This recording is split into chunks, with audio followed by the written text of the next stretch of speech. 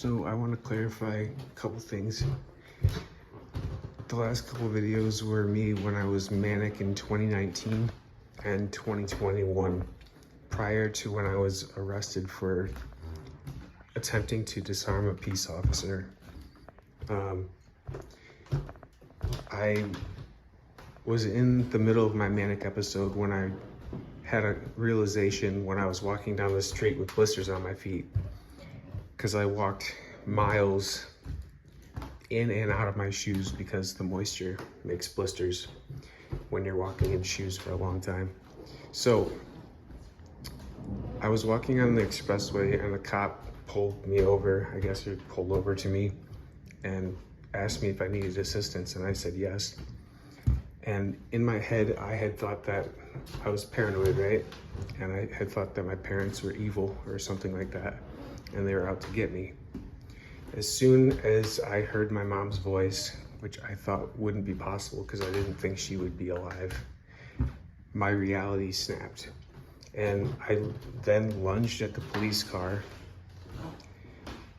and tried to get in, and I managed to open the door, and he pulled me out, and we wrestled on the ground for a little bit, and I was on top of him saying, "Give me your fucking gun, give me your fucking gun." And then they tased me. So that was 2021 for me. I went to county, and then I went to prison for 6 months. So 6 months in county, waiting for their decision on what to do with me. And then I ended up in isolation in both those places because of my mental state.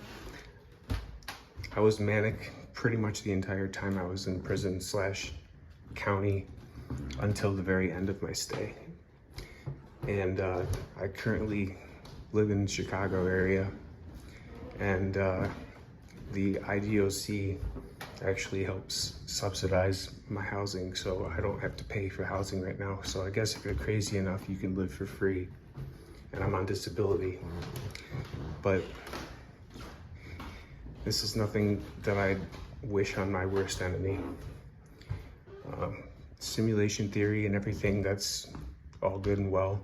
I believe that we do live in a simulation, but like the gibberish and everything, and the hotel with the extension cord going into the bathtub, the microwaving my head part, all that stuff, it's all legitimate. Like, I'm not putting on an act or anything.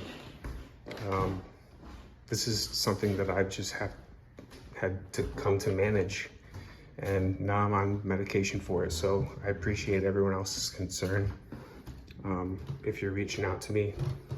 So I appreciate that. So thank you.